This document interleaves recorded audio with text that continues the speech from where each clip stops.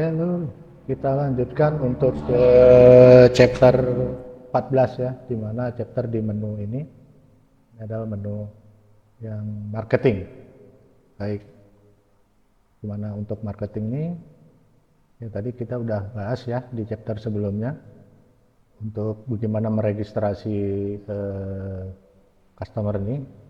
Nah, ini saya ambil contoh yang di sini.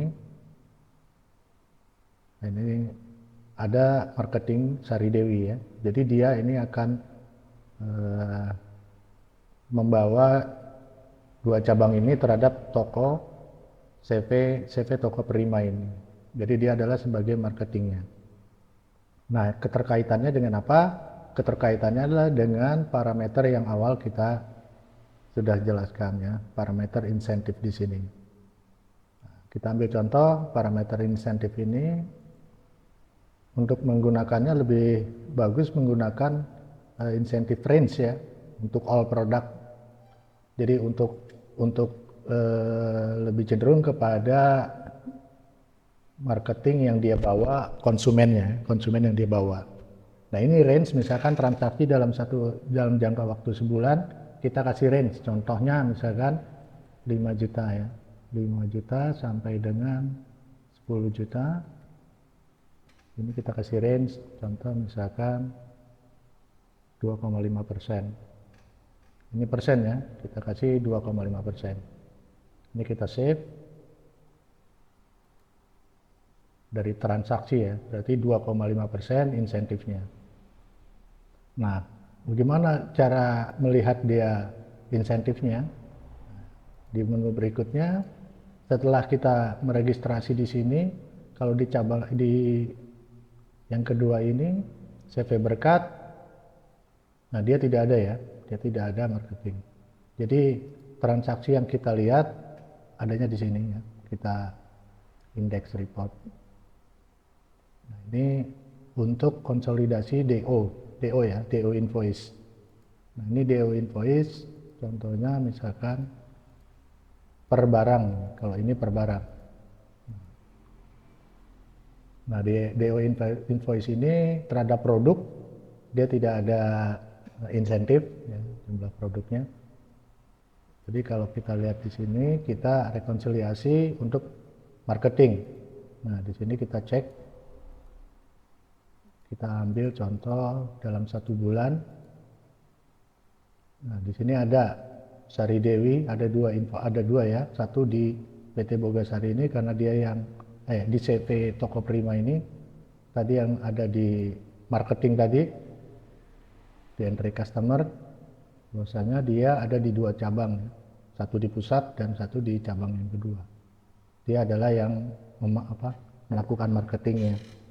Jadi kita berikan insentif setiap transaksi CV Toko Prima ini, kita berikan transaksi tadi di parameternya adalah 2,5%. Ini untuk pemahaman mengenai insentif buat marketingnya.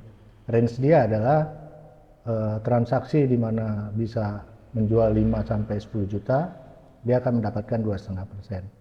Nah, kita lihat di sini bahwasanya di 2 CV toko pelanggan ini 6.400.000 dan 6.500.000 ya untuk transaksi DO. Nah, di sini 12.900.000. Kita lihat untuk di rincian insentif ini by nama ya. Contoh aja kita ambil di PT Cakrawala ini, karena transaksinya ada di pusat, kita ambil 1 bulan. Nah, transaksinya untuk atas nama Sari Dewi ini, dia 12.900.000. Ya, 2,5%, karena dia belum memenuhi range, maka dia 0. Ya, maka dia 0. Ya, end range-nya 0. Nah, kalau kita kasih range-nya di besar, target dia ya kan. Contoh target dia range-nya 10 juta, transaksi dia. Ini tergantung range ya, sampai 15 juta.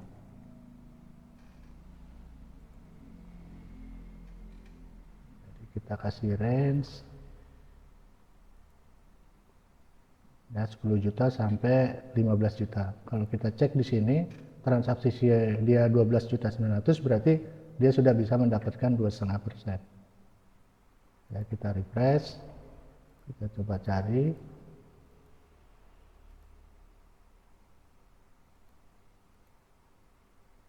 Oh ini yang tadi ya, kita back.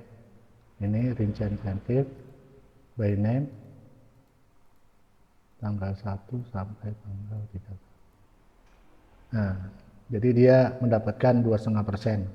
Insentifnya 322.500. 2,5% dari total transaksi yang sudah dia capai. Berarti tergantung dari kebijakan masing-masing. Apakah range-nya misalkan di sini dikasih antara contoh 12 juta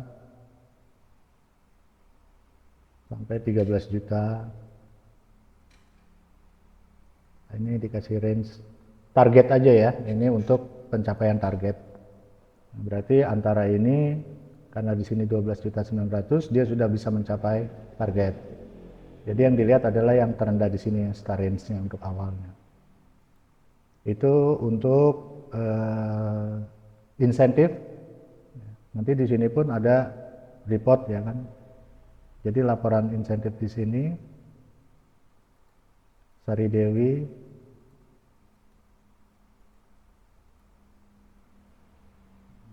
ini dia CP Toko Prima, ini marketing ya laporannya.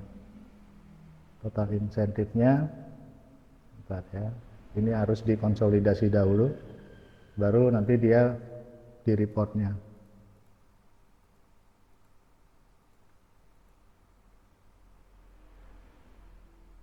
Transaksinya. Oh ini laporan DO marketingnya. Per item ini. Kalau yang ini adalah untuk konsolidasi insentifnya per item. Kalau ini insentifnya adalah untuk range ya, antara. Jadi ini laporannya. Nah, ini laporan. Bahwasanya antara range itu dia mendapatkan insentifnya 322.500. Untuk selanjutnya kita coba masuk marketing, biasanya dia jalan ke di link atau ke setiap konsumen. Nah di sini dia bisa membuka SO ya. Nah ini nanti SO ini keterkaitannya dengan adalah buka invoice. Jadi SO ini dia akan berkaitan dengan sales invoice. Nah dia ada di sini ya, pilih SO. Jadi kalau di sini nanti ada request, misalkan ini dia ada dalam kunjungan ke konsumen.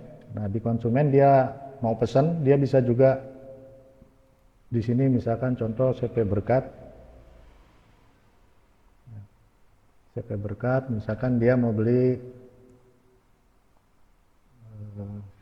satunya Sampurna Meal Slop. Jadi ini belum yang ada di stok ya, contohnya. Misalkan dia mau pesen, nah ketersediaan di stok tuh 0. Nah, ini dia di sini rubah aja, dia langsung misalkan harga jualnya diberikan berapa. Harga jualnya jangan di bawah harga minimum jual ini. 200 misalkan 44.500.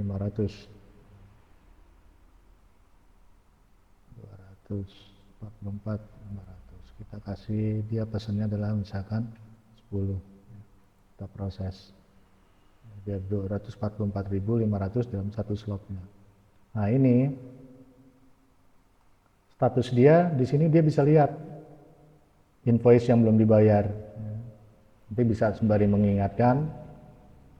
Nah kalau masih belum melakukan proses, ini ada di sini, ini misalkan dalam catatan. Nah ini masih dalam catatan posisinya. Jadi belum masuk ke pilih invoice ini. Tapi kalau pemesanan dia sudah selesai, ya ini kan simpan catatan. Kalau disimpan catatan, kita Ini simpan catatan contohnya ya, di print, tapi masih belum fix, masih ada penambahan nantinya. Ini bisa dibuatkan dulu ya kan, atau disimpan saja. Nah, di sini ada pilihan invoice nomor SO-nya dia sudah berubah. Nah, tapi kalau mau melanjutkan kembali, kalau lihat di sini SO-nya tidak ada karena masih dalam proses catatan. Nah, kalau dia mau memesan lagi, tinggal pilih ini. Nah, dia posisinya close ya, tapi tinggal diajukan lagi aja. Misalkan karena dia dalam pemesanan, ini harus masuk ke pengajuan. Karena dia sudah buka invoice ya, booking lah, booking nomor SO. Nah, ini langsung disimpan. Ini bisa juga buat diberikan sebagai tanda bukti atau PDF yang bisa dikirim ke format PDF, kirim ke administrasi kasir ya di pusatnya atau di mana dia ditujukan produknya.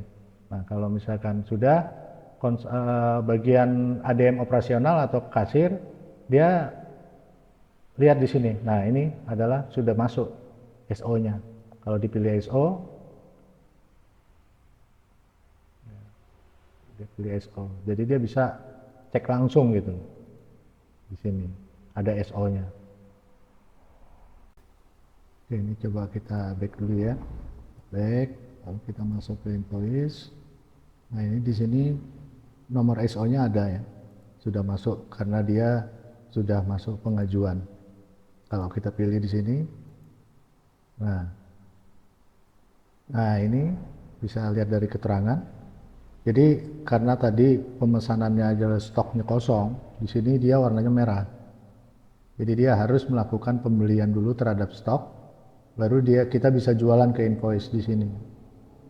Nah, berarti fungsinya apa? Fungsinya adalah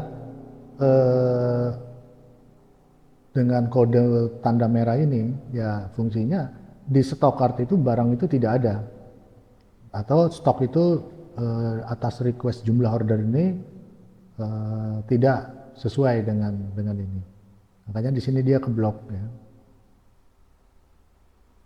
Jadi harus melakukan pengajuan pembelian terhadap produk ini.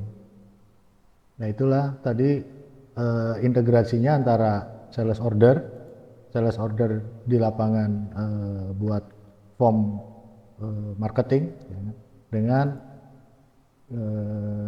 sales invoice yang ada di office. Jadi dengan meminta pesan atau apa, dengan SO ini minta dibukakan invoice. Jadi ini ada SO code, ini adalah nomor invoice-nya.